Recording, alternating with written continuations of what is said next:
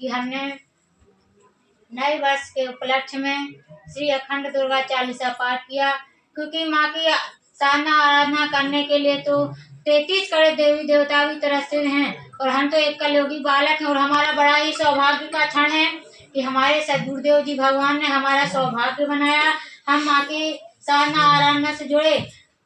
माँ और गुरुवर की विचारधारा बिल्कुल सहज और सरल है। इस पर चलना ना चलना हमारा धर्म है, हमारा कर्म है, हमारे विचार है। हम इस पर चलेंगे तो हमारा ही कल्याण होगा, नहीं चलेंगे तो हमारा ही अधर्म है। और धर्म हमारे हाथ में होता है। धर्म में चलना, माँ के विचारधारा पे चलना गुरुवर जी हमारा उद्देश्य है। गुरुवर जी ने हमेशा हम लोग को अपना लक्ष्य बताया है कि भय भूख भ्रष्टाचार से मुक्त, नशे मान से मुक्त एवं धर्म रक्षा, राष्ट्र रक्षा, मानवता की सेवा के उद्देश्य को लेते हुए हम इस विचारधारा को जन जन में जागरण करते हैं, विचार करते हैं, सबको यही विचारधारा बदलाते हैं। एवं हम माइक के माध्यम से सबको कहना चाहते हैं कि जहाँ तक मेरी आवाज पहुँचती है, सभी गुरु भाई बहनों से एवं जो नई जुड़े हैं, नए माँ के भक्त, सभी से मेरा कहना है कि एक बार आप सिद्धाश्रम धाम चलिए, माँ गुरुवर के दर्शन कीजिए, उनके विचार सुनिए, समदन मैया के दर्शन कीजिए एवं गौशाला के दर्शन कीजिए, रंडे स्वामी के दर्शन कीजिए, धर्मवीर सरकार के दर्शन कीजिए। एवं वहाँ अनंत काल तक के लिए चल रहा 11 शक्तियाँ उपस्थित हैं सूक्ष्म रूप में। और मेरा मानना तो यह है कि यह 24 घंटे से चल रहा श्री दुर्गा चालीसा पाठ, इसमें भी माँ की उपस्थिति है। तभी तो देखिए एक बहन को किस तरह से एक प्रेत आत्मा परेशान कर रही है, उसको भी बाध्य होना पड़ेगा यहाँ से जाने के लिए। आप 5-5 मिनट में उसको शक्ति जल पिलाते रहिए, मेरी गारंटी है कि उसको बाध्य होना पड़ेगा यहाँ से जाने के लिए। और मेरा निवेदन है कि उसको एक बार आश्रम ले जाइए, वो स्वस्थ रूप से उससे छूट जाएगा। और सभी से निवेदन है माइक के माध्यम से एक बार आप गुरुवर के विचार सुने, उस पर चलें।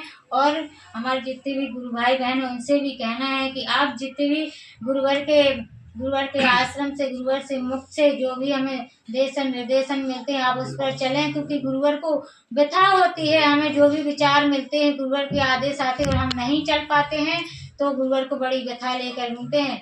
हमारा मानना है बड़ा ही सौभाग्य है। गुरुवर जी हमसे कहते हैं कि आपको जिस तरह से हमें गुरुवर जी धर्म योद्धा बना रहे हैं, हमें नशा मुक्त कर रहे हैं, मांसाहार मुक्त कर रहे हैं, चरित्रवान जीवन जीने के लिए हमको प्रेरणा दे रहे हैं। क्योंकि इनके कारण ही हमारे देश में, हमारे गांव में, हमारे घर में अशांति होती है।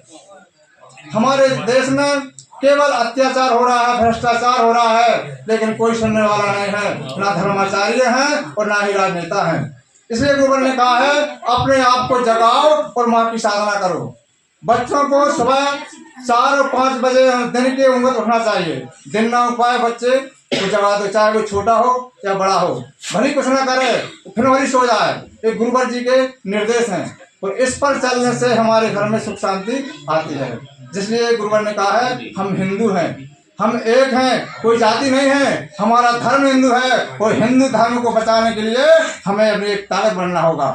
क्योंकि देख रहा है समाज में कितने बलात्कार हो रहे हैं हिंदुओं के साथ, हिंदुओं को मारा जा रहा है बांग्लादेश में। इसलिए गुरुवर ने कहा है आप लोग अगर सनातन धर्म के हिंदू हो और मेरे शिष्य हो तो अपने घर में त्रिशूल अवश्य होना चाहिए।